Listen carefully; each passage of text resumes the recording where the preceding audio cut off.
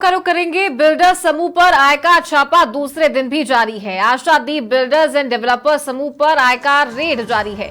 आयकर छापों में बड़े पैमाने पर ब्लैक मनी का खुलासा हो रहा है। छापों में अब तक 2 करोड़ से ज्यादा का कैश मिला है। कारोबारियों के ठिकानों से बड़े पैमाने पर आघोषित ज्वेलरी मिली है। 1.5 दर्जन से ज्यादा आघोषित लॉकर्स का भी खुलासा हुआ है। तो छापों में बड़े पैमाने पर प्रॉपर्टी में निवेश से संबंधित दस्तावेज मिले हैं। सहयोगियों के साथ पार्टनरशिप कारोबार से अहम दस्तावेज मिले। रियल एस्टेट कारोबार में बड़े पैमाने पर ब्लैक मनी के दस्तावेज भी जब्त किए गए हैं।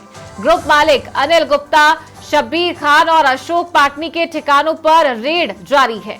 जयपुर में 18, दौसा में 1, लालसोट में 2 और बहरोड में 1 ठिकाने पर छापेमारी जारी है। जयपुर के ब्रह्मपुरी, बजाज नगर, जवाहरलाल नेहरू मार्ग पर रेड जारी है। तो कई इलाकों में ग्रुप से जुड़े ठिकानों पर जांच पड़ताल की जा रही है।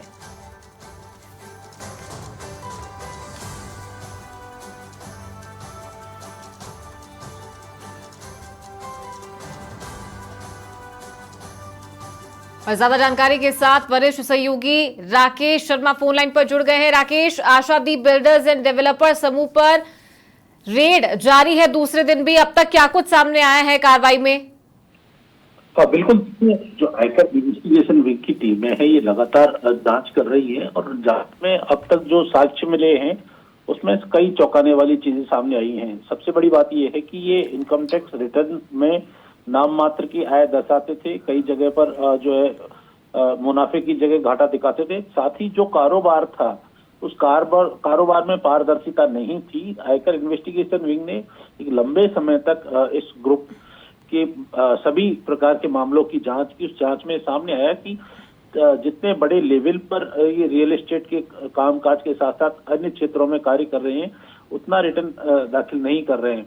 तो अब ये छापे की कार्रवाई में प्रूव हो गया है कि बहुत बड़े पैमाने पर इनके टैक्स चोरी के जो मामले बनते हैं और उसमें 2.5 करोड़ तो कैश अभी तक सामने आ चुका है। इसके अलावा करोड़ों रुपए की ज्वेलरी है जिसके भी वैल्यूएशन होना बाकी है। करीब 18 से ज्यादा लॉकर एगोसिस सामने आए हैं जिनको खोला जाएगा। और रियल एस्टेट के साथ साथ इनके जो दूसरे काम हैं इनमें अलग अलग कंपनियां बना रखी हैं जिनका जो हिसाब किताब वो साफ सुथरा नहीं है। इन कंपनियों के कामकाज की जानकारी आयकर विभाग के साथ साथ दूसरी जो जांच एजेंसियां हैं उनको भी नहीं दी गई है। रियल एस्टेट का जो कारोबार है उसमें बहुत बड़े पैमाने पर ब्लैक मनी का लेन देन करने के सबूत भी आयकर विभाग की टीमों को हाथ लगे हैं, जिसमें चाहे वो फ्लैट हो, विलाज हो, कमर्शियल कॉम्प्लेक्स हो, उसमें बड़े पैमाने पर ये निवेशकों से ब्लैक मनी जो है लेते थे। और जो रजिस्ट्री करवाई जाती थी उस रजिस्ट्री की राशि में भी भारी हेरा फेरी के दस्तावेज मिले हैं। चूंकि रजिस्ट्री पर राज्य सरकार को भी राजस्व प्राप्त होता है, ऐसे में कम दरों पर रजिस्ट्री जितनी की खरीदी जाती थी उससे कम दरों पर रजिस्ट्री करवाई जाती थी ताकि राज्य सरकार को चूना लगाया जा सके। अभी भी सभी ठिकानों पर आयकर विभाग की छापे की कार्रवाई जारी है और इसमें कई अहम साक्ष्य मिल रहे हैं। संभवतः कल तक ये कार्रवाई चलेगी और इसमें बहुत बड़े पैमाने पर ब्लैक मनी का खुलासा हो सकता है। आयकर विभाग के सामने घोषित आय जल्द ही जो दस्तावेजों को देख करके सामने आएगी। ठीक है राकेश, बहुत शुक्रिया आपका ये जानकारी देने के लिए।